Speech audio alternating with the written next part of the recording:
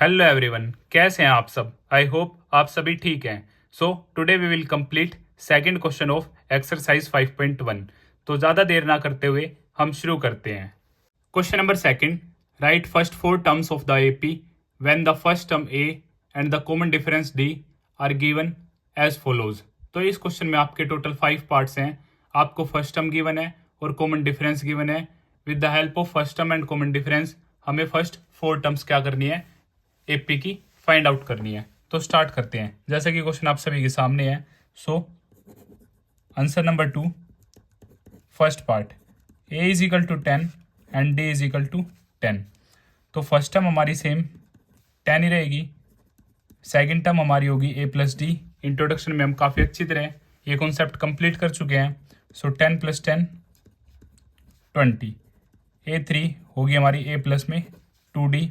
सो 10 plus में 2, hair भी 10। सो 10 + 20 30। Fourth term होगी हमारी ए प्लस में 3D। सो 10 प्लस में 3, यहाँ पर 10।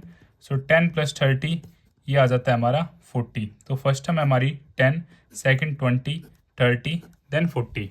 फर्स्ट 4 टर्म हमें क्या करनी थी, फाइंड आउट करनी थी। अब हम बात करते हैं सेकंड पार्ट के बारे में। So second part, a is equal to -2, d is equal to 0। So first term हमारी -2, सेकेंड A2, हम ये लिख सकते हैं ए प्लस में डी। तो यहाँ से -2 + 0 ये मेरा क्या आ जाएगा, -2।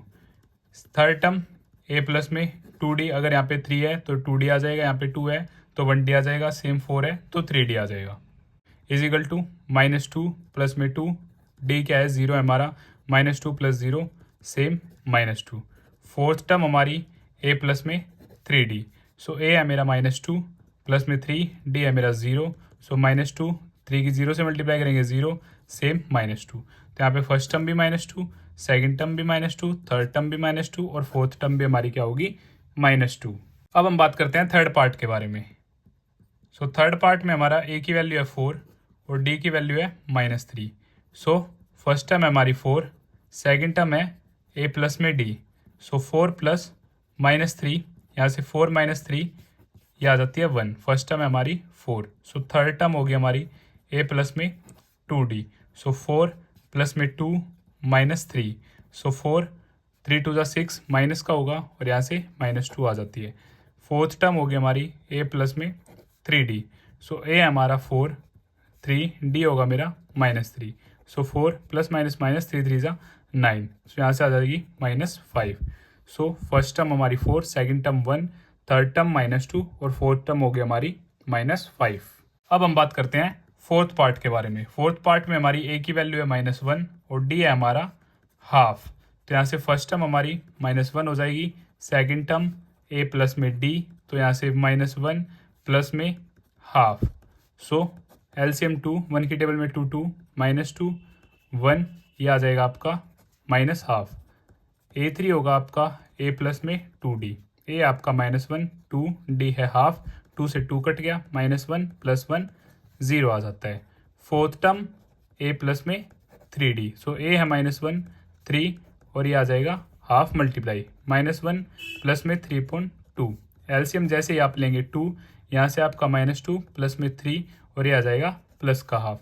तो आपकी फर्स्ट टर्म है -1, सेकंड टर्म है -हाफ, थर्ड टर्म है 0 और फोर्थ टर्म है आपकी हाफ पॉजिटिव। तो इसी तरह फर्स्ट 4 पार्ट हमारे कंप्लीट हुए। अब हम बात करते हैं फिफ्थ पार्ट के बारे में। फिफ्थ पार्ट, यहाँ पे ए है मेरा -1.25 और डी है मेरा -0.25। तो यहाँ से फर्स्ट टर्म है मेरी -1.25, सेकंड टर्म होगी ए प्लस में डी। सो -1.25 प्लस में -0.25 ये मेरा डी है, -1.25 प्लस -0.25, माइनस प्लस होगा तो यहाँ से आ जाएगा आपका -1.50। ये आपकी होगी सेकंड टर्म। अब हम बात करते हैं थर्ड टर्म के बारे में। सो थर्ड टर्म होगी हमारी ए प्लस में 2D। सो ए है मेरा -1.25 प्लस में 2, डी है मेरा -0.25। सो -1.25 प्लस -2 की मल्टीप्लाई करेंगे आप 0.25 से, तो ये आपके पास आ जाएगा 0.50। सो यहाँ से माइनस प्लस, सो -1.50 7.75। अब हम बात करते हैं फोर्थ टर्म के बारे में।